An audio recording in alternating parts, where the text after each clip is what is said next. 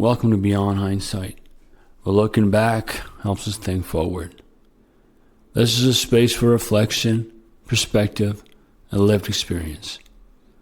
A place where our personal stories, current events, and past moments are examined for the deeper lessons they carry about life, leadership, culture, and identity.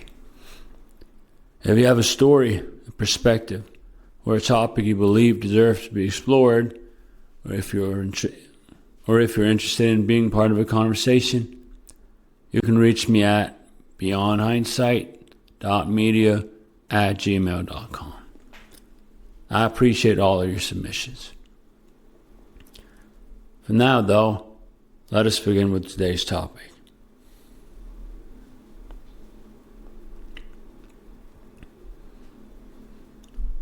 Have you ever encountered a superior, be it an employer, a professor, or even an older relative, that claims to be a leader, that self-attributes and parades his or her assumed leadership?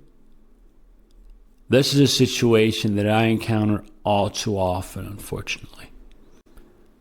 Whether it is in my role as a chief communications officer in healthcare, or in the executive education programs that I am a part of, I am surrounded by boatloads of so-called leadership specialists and leaders.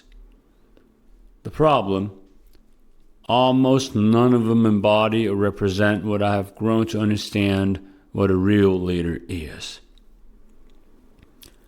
How did these unfortunate circumstances develop?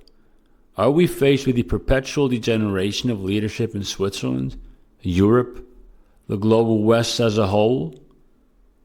This is what I want to dive deep into today. In order to understand my perception of leadership, I would like to refer to my familial history. I was fortunate enough to have grown up surrounded by numerous individuals that were role models in regard to their handling of responsibility and accountability. As the grandson of a regional politician during the peak of Swiss politics and a rancher's wife who led a family of 7 as a strong but silent matriarch, as the nephew of the commander of the Vatican Guard, as the son of the president of a large association, and a teacher for the severely disabled, I've been witness to many, many different faces of the concept of leadership. It is this plethora of different manifestations and styles of leadership, of being in charge, about yourself and your surroundings, that have shaped my perception of the concept. The leader of the group does not have to be its loudest member, nor does it have to be its most persuasive or its most influential member. And it most certainly is not the one who claims the position for him or herself. So what constitutes a leader? Or how is one defined? From my experience, and in my opinion, a leader is the individual in a specific group that takes advantage of his or her own specific traits and skills in order to further the causes of the group, not only towards previously established common goals, but also individual progress for the individual members. The focus herein lies on the individuality. Leading is not a skill that can be performed through a basic application of theory or learned concepts. It is not simply a performative act, but a lived mindset. This is where I perceive a severe chasm in today's Western society, most poignantly in my work environment in Switzerland, be it in healthcare, policy, or executive education. I would like to quickly summarize an episode that occurred during the course I was part of a short while ago, which led me to conceptualize today's conversation. To set the scene, you have to know that the participants were all members of middle or upper management in influential firms in the healthcare sector. High-level professionals that more often than not are responsible not only for teams, but whole branches of organizations. In the course, we had heated discussion about the role politics play in our cantonal allocation of financial resources in the healthcare sector. One organization specifically bemoaned that they lacked the ear of the political players and that they were not given the proper opportunity to place their message. This very well may be true, naturally, as the governmental aspect of public affairs is one that I engage with most often professionally. I naturally deemed it opportune to provide this individual with some advice in regard to getting into contact with the relevant political player. Because there are general elections coming up where I reside and work, the timing is perfect, not only to get in touch with the electoral candidate, but also to place your message within their electoral beards and to potentially record promises or favors from them. This I explained to the other individual from whom I expected gratitude or the like. But no, they quite haphazardly disregarded my proposal with a simple, "My superior association won't allow me to do that." A further recommendation to arrange for a round table with the relevant electoral candidates with the support of this so-called superior association was shut down similarly. When I inquired as to why he was opposed to placing a stake as a stakeholder, I was told that they are, and I quote, "afraid of being rejected by the politicians." Naturally, this is an acceptable answer. Efforts like these turn out fruitless just as often as they provide value. What irks me about this, however, is that this individual is a self-proclaimed leadership expert and coach. Not only are they a docent in various executive education programs regarding leadership and culture building, but they also own and operate a leadership consultancy firm that charges ludicrous amounts per session and workshop. I came to realize this one day after the aforementioned encounter when I came across a post on LinkedIn in which this person advertised their newest book. How dare someone who is wholly opposed to rising to the occasion when a perfect opportunity presents itself self-attribute the status of being a leader and go as far as to monetize this? I was not only dumbfounded, but affronted. I do not judge being afraid of failure in the process of political machinations. Not at all. But a real leader, as mentioned above, uses their own individual skills to benefit one's group and peers. In their situation, when being confronted with fear and failure, use the strength of your superior organization that you mentioned yourself.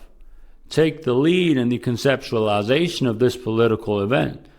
Do your best to create a situation in which you can enable your peers to compensate your fear of failure to succeed together. If they were a proper leader, they would have built the scaffold with their own strengths and used the strengths of their peers and support network to create an opportunity in which a beneficial result for all could have been achieved. But they in fact did not. In my exploration and reflection of the situation, I engaged with the style of leadership that this person teaches. Unfortunately, it is the same that is brought to countless executives in related courses and programs all over the West. A same-size-fits-all approach centered around being authoritative when it counts, whilst furthering inclusion and teamwork through rhetorically diplomatic means in the valuation of one's employees' goals and values. All these concepts and guiding principles are perfectly valid, naturally. The problem is that they almost always remain conceptual and theoretical. How are they supposed to be applied? What if the prescribed methods do not work? How does one employ their own strengths and weaknesses within these frameworks? All of this and much more remains unaddressed. I do not want to bash the aforementioned individual. They have been shaped by what they have been taught. It simply pains me to see how much potential is lost in Western leadership through the strict application of theoretical concepts, not only on the academic, but also the workplace level. All these countless programs proclaim to know and teach the perfect recipe for success in leading. But once their pupils are confronted with the first crisis of leadership, they often crumble under the pressure. It is of no help that, especially in Switzerland, every individual that ascends into a political or leading position, no matter how menial, is almost always encouraged or pushed to participate in a leadership course. Often a promotion hinges on and is strictly tied to attending such a course. The result, rising employees are taught the same old methods and concepts that are then strictly or badly applied in the workplace. This kills every opportunity to grow and develop as a leader. I was once supposed to burgeon in this role the way they naturally would if they were consistently encouraged to follow principles without any support for learning to use their own skills and traits. I genuinely feel like the goal nowadays is to take the easiest way possible to be able to claim the strategy of trial and error, falling flat on your face, dusting yourself off, and giving it another go.